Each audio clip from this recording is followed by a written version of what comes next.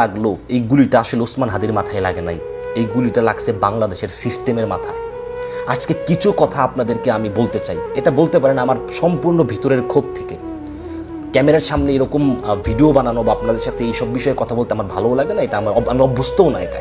কিন্তু আজকে আমি কিছু কথা বলতে চাই এবং আমার বক্তব্যের শ্রোতা দুইজন, এক ডক্টর মোহাম্মদ ইউনূস, আর দুই আমাদের কার্টুন স্বরাষ্ট্র উপদেষ্টা আছে একজন, তিনি। এই দুইজন ব্যক্তিকে আপনি একটু মেনশন দিবেন, অথবা আশেপাশে কেউ যদি থাকেন এই ভিডিওটা তাদের দুইজনকে একটু দেখাবেন। জুলাই গণ অভ্যুত্থানের পরে বাংলাদেশের ইয়াং জেনারেশন এই যে রাজনীতিতে এসে দেশটা পরিবর্তনের জন্য পারুক না পারুক যে একটা প্রচেষ্টা নিয়ে নেমেছিল, যে একটা সাহস নিয়ে নেমেছিল, এই সাহসের মাথায় আজ গুলি লাগলো। এই গুলির ঘটনার পরে বাংলাদেশের প্রত্যেকটা পরিবার তাদের সন্তানদের নিয়ে চিন্তিত। বাংলাদেশের ইয়াং জেনারেশন যারা রাজনীতি করতে চেয়েছিল তারা কিন্তু ভীত। এটা দেশের জন্য হুমকি, অনেক বড় হুমকি। প্রত্যেকটা নাগরিক রাস্তায় হাঁটতে চলতে ফিরতে এখন ভয় পাবে। আপনারা এখন কি করবেন? আপনারা একটা তদন্ত কমিটি গঠন করবেন, তদন্ত কমিটি গ্রেফতার করবে একজনকে, দুইজনকে, তিনজনকে, চারজনকে, পাঁচজনকে, তারপর আস্তে ধীরে তাদের হয়তো একটা শাস্তি দিবেন, যাবজ্জীবন হোক, ফাঁসি হোক, যেটাই হোক। কিন্তু এতে তো এই প্রবলেমটা সমাধান হবে না। আমাদের চাই প্রবলেমের সমাধান। বাংলাদেশের আইন শৃঙ্খলা নিয়ন্ত্রণে থাকুক। নিয়ন্ত্রণে কেমনে রাখবেন? আমি স্পষ্ট ভাষায় আপনাদের এই প্রবলেমের সমাধান করতে চাই এবং এই সমাধান আপনারা বাস্তবায়ন করবেন। সমাধান খুব জটিল কিছু না।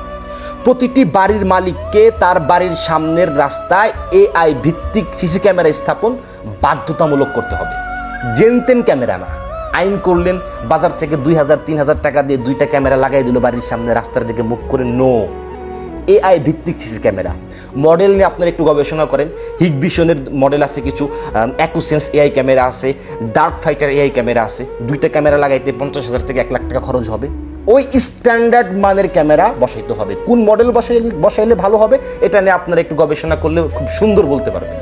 এই ক্যামেরা অস্বাভাবিক দৌড়ঝাঁপ, সংঘর্ষ কিংবা কোনো অস্ত্রের মতো যে কোনো অবজেক্ট এবং রাতের অন্ধকারও স্পষ্টভাবে এটা কি করতে পারে, ডিটেক্ট করতে পারে। এতে কি হবে? এই ক্যামেরা দ্বারা আপনারা দেখতে পারবেন স্পষ্ট।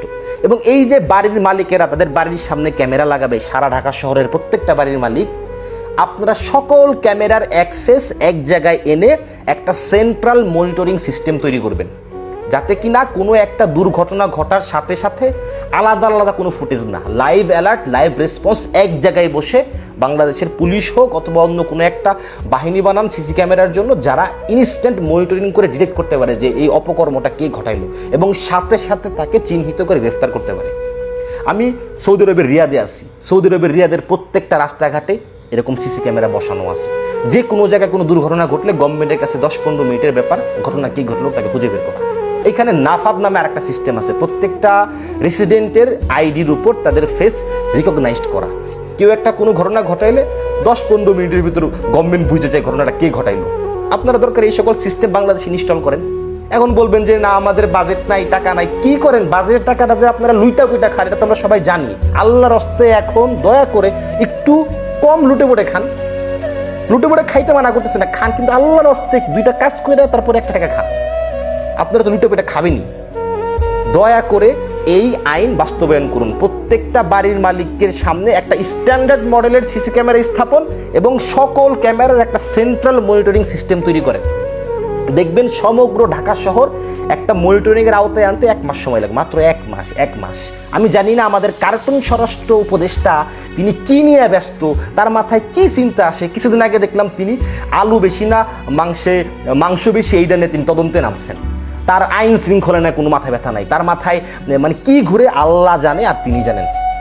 এই আইন দয়া করে বাস্তবায়ন করেন। কিছু কিছু এলাকা থাকবে, যেমন ধরেন শাহবাগ, তারপর হচ্ছে সোহরাওয়ার্দী উদ্যান, ঢাকা ইউনিভার্সিটির ভিতরে আছে কিছু অঞ্চল, টিএসসি, আরও বেশ কিছু গুরুত্বপূর্ণ অঞ্চল আছে যেগুলো হচ্ছে যেগুলোর সামনে কোনো বাড়ির মালিক পাবেন না, বাড়ি পাবেন না। এটা গভর্নমেন্ট তার নিজের অর্থায়নে এইসব জায়গা কী করবে, কভার করবে। এবং এই সিসি ক্যামেরা স্ট্যান্ডার্ড মডেলের হইতে হবে এবং একটা সেন্ট্রাল মনিটরিং সিস্টেম হইতে হবে। এটা আপনারা দয়া করে বানান। আমাদেরকে একটু আশ্বস্ত করেন যে না, সমগ্র ঢাকা শহর আমাদের নিয়ন্ত্রণে আছে। বাড়ির মালিকরা একদম স্বেচ্ছায় সবাই লাগাই দিবে সিসি ক্যামেরা। বাড়ির মালিকরা দরকারে প্রয়োজনে ভাড়াটেদের কাছ থেকে সার্ভিস চার্জ নেয়, সিসি ক্যামেরার জন্য একটা সার্ভিস চার্জ নেবে।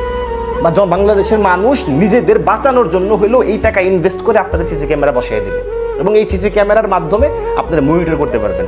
এখন অনেকে বলবেন সিসি ক্যামেরা লাগাইলে সেই সিসি ক্যামেরাও তো চুরি হয়ে যায়। সিসি ক্যামেরা যদি চুরি হয়, সেন্ট্রাল মনিটরিং সিস্টেম থেকে দেখে কে চুরি করলো তার সাথে সাথে গ্রেফতার করবেন, তাকে ধরে নিয়ে আসবেন। যদি এটা না করতে পারেন তাহলে গভর্নমেন্টের হয়ে লাভ কি আপনাদের? তাহলে গদিতে বৈশা লাভ কি? তাহলে গদি ছেড়ে দেন, পরিবর্তন হতে থাকবে, একজনের পর আরেকজন আসুক। আমাদের একজন লোক দরকার যে সিস্টেমটা তৈরি করতে পারে।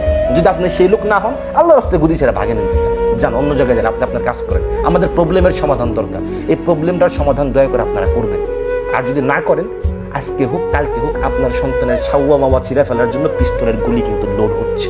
দোয়া করি হাদি আবার আমাদের মাঝে আগের অবস্থায় ফিরে আসুক, আল্লাহ তার উপর রহম করুক, তার পরিবারকে আল্লাহ রাব্বুল আলামিন ধৈর্য ধরার শক্তি দিক, আর এমন ঘটনা বাংলাদেশে না ঘটুক।